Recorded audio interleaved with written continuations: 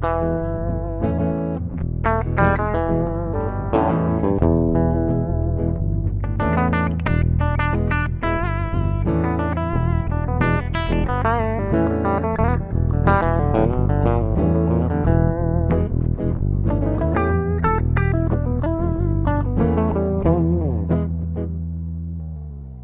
sommes le vendredi 1er juillet 2016. Bonjour et bienvenue à toutes et à tous. Je suis ravi de vous accueillir pour ce 10e et dernier numéro de la saison 1 de 100% Homestagiste, votre magazine mensuel consacré au homestaging. Je vous propose aujourd'hui de découvrir ou redécouvrir les meilleurs moments de l'année. Au sommaire de ce 10e numéro, un tour de France des homestaging, le zapping des interviews de nos invités, sans oublier l'immanquable bêtisier. 100% Homestagiste, le best-of, ça commence maintenant. Le homestaging, ce n'est pas faire des travaux, c'est présenter au mieux un logement pour le vendre. Une fois que l'on a mis de côté ces logements rénovés, il reste tous les autres. Et là, le homestaging est utile et efficace. Que ce soit un appartement ou une maison, qu'il soit vide ou occupé, que le logement vaille 50 000 € ou plusieurs millions d'euros. C'est le travail de ces trois facteurs, prix, présentation, promotion, qui va permettre de réduire de façon significative les délais de vente. Le décorateur personnalise alors que le homestagiste dépersonnalise. Il faut juste savoir bien assortir les couleurs, trouver les bons équilibres, harmoniser l'ensemble pour faire ressortir les volumes, la luminosité, la circulation et le style du logement. Et ça, c'est le travail du homestagiste. Une fois meublé et accessoirisé, un logement inoccupé mis à la vente se présente alors sur son meilleur jour et se différencie de la concurrence. Il faut compter de l'ordre de 1500 à 1800 € pour un 2-3 pièces, sachant que ce coût est généralement pris en charge par l'agent immobilier sur ses honoraires. Aujourd'hui, les agences immobilières incluent dans leur offre de service la prestation de présentation du logement pour la vente, à savoir la mise en scène par le homestagiste, désencombrer, ranger, harmoniser, valoriser, le prêt de l'ensemble du mobilier et des accessoires, ainsi que les photos prises par un photographe professionnel. Ils nous ont fait l'honneur d'accepter notre invitation à témoigner sur le plateau de l'émission. Voici le zapping des invités de 100% Homestagiste. Les gens ont souvent un problème pour se projeter dans un lieu vide.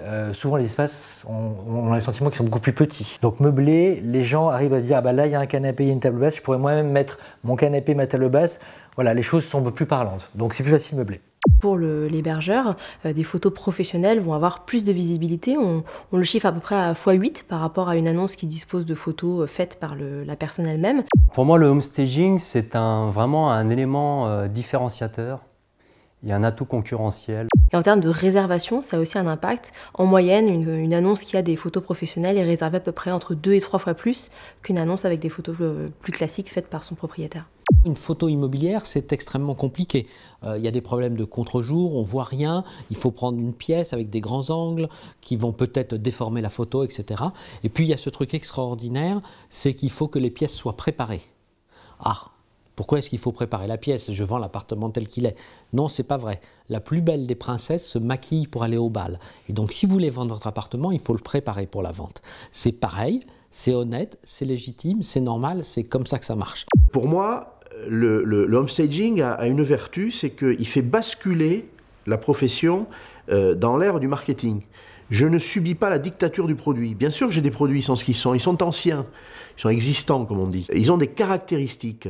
Je vais les décrire dans une annonce. Est-ce qu'il faut que je m'arrête là? Bien sûr que non.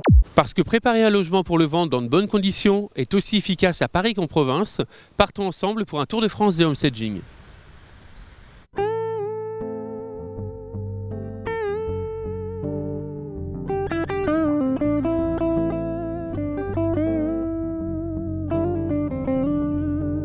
Nous avons décidé de faire du homestaging, ce qui a généré de suite beaucoup de visites, comme si c'était un nouvel appartement qu'on remettait en vente sur Internet. Du coup, on a eu même des clients qui avaient déjà visité une première fois et qui sont revenus le voir, pensant que c'était un nouveau produit qui arrivait sur le marché.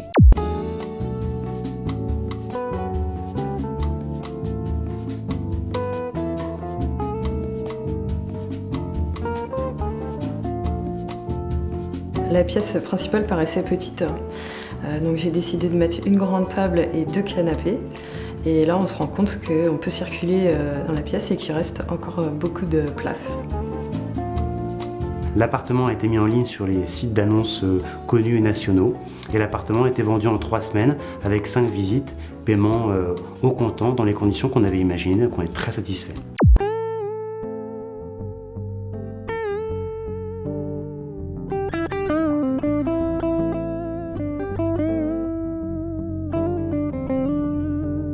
Très rapidement, ce bien a généré de nombreux appels. Il s'avère que la première visite a été la bonne puisque les acquéreurs qui sont venus visiter donc cet appartement ont eu le coup de cœur tout de suite, se sont sentis vraiment très bien dans cet appartement et ont fait une proposition sur le champ au prix du mandat. Je sais que le homestaging, ça fonctionne. C'est une méthode qui marche pour vendre un bien rapidement aux meilleures conditions.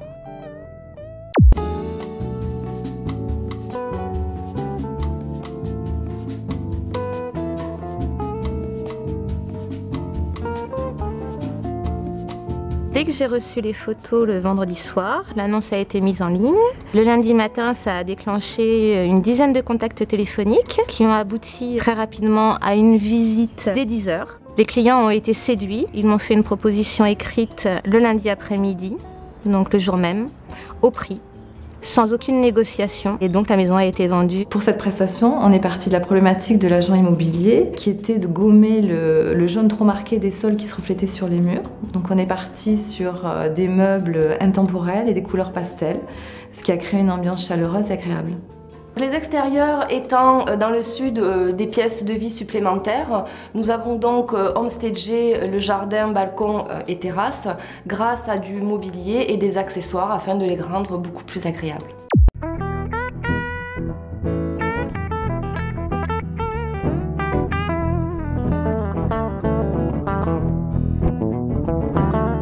J'ai récupéré ce mandat en exclusivité en proposant aux vendeurs de faire du homestaging. On était immédiatement attirés par le sol avec une couleur marquée d'une époque un petit peu dépassée. Dans le cadre de mes mandats exclusifs, je prends toujours à ma charge le homestaging pour pouvoir permettre à mes clients vendeurs de vendre aux meilleures conditions et rapidement.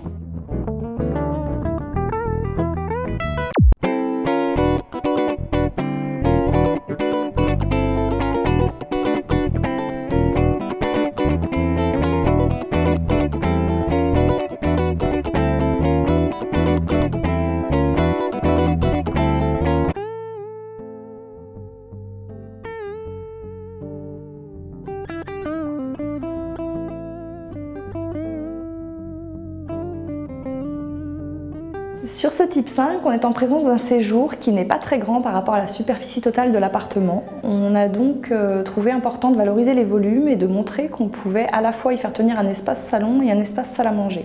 Les appartements qui sont vides, ça c'est la problématique du bailleur social, nous ne vendons que des logements vacants. Par conséquent, la clientèle qui visite a du mal à se projeter naturellement. C'est vrai que les appartements sont toujours un peu teintés de l'époque, des années de l'immeuble, donc un sol qui pourtant n'est qu'un élément de décoration va peut-être bloquer carrément la vente. Et donc le homestaging est là pour plutôt montrer les atouts de l'appartement et faire oublier, sans masquer pour autant, mais faire oublier le sol plastique qui est pas très heureux.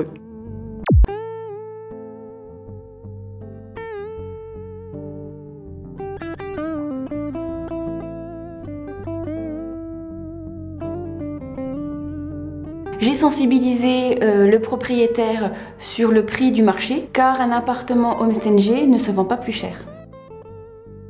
Donc je lance actuellement la publication du logement pour la mise à la vente, avec bien évidemment les photos réalisées par un photographe professionnel. Je pense sincèrement que prochainement, il n'y a aucune raison que ce logement ne trouve pas un acquéreur.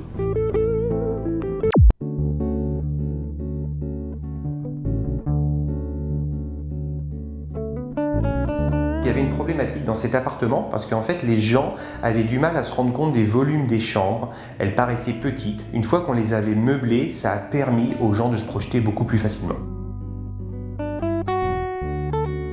Et aujourd'hui, ce bien-là que nous avions eu en vente non meublé a été vendu en 1 semaine de temps grâce au homestaging.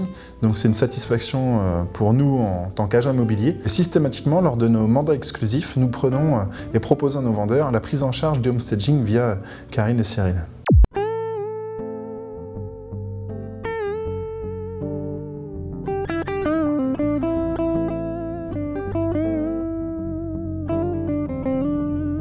Aussitôt le homestaging réalisé, les visites ont pu commencer. Après 3 semaines de mise en vente, j'ai reçu 2 offres au prix que j'ai pu proposer aux propriétaires, donc sans aucune négociation. Pour tous les mandats signés au sein de l'agence, nous travaillons toujours de la même façon. Pour des honoraires maîtrisés, nous proposons systématiquement des prestations de homestaging et de photographes professionnels. Ça permet de donner vraiment du service.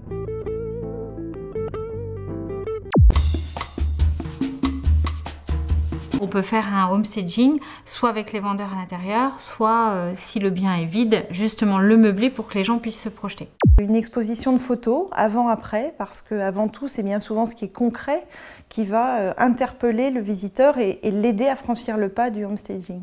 Il n'y a pas de bien facile à vendre. Il faut donc le présenter sous son meilleur jour. Ce travail-là n'est pas fait, sauf exception, par la profession qui ne le considère pas dans son périmètre, qui se dit ça c'est pas nous. C'est le propriétaire qui va faire son affaire. Nous on s'arrête à la présentation du bien comme il est. On voit qu'il y a une prise de conscience assez collective sur l'importance, l'enjeu de la photo, au-delà du nombre, aussi de la qualité. Mais on sent que les esprits sont plus ouverts et on le propose régulièrement et on le fait de plus en plus régulièrement surtout. Regardez les photos dans les dernières revues immobilières sur papier, le haut de gamme, le luxe.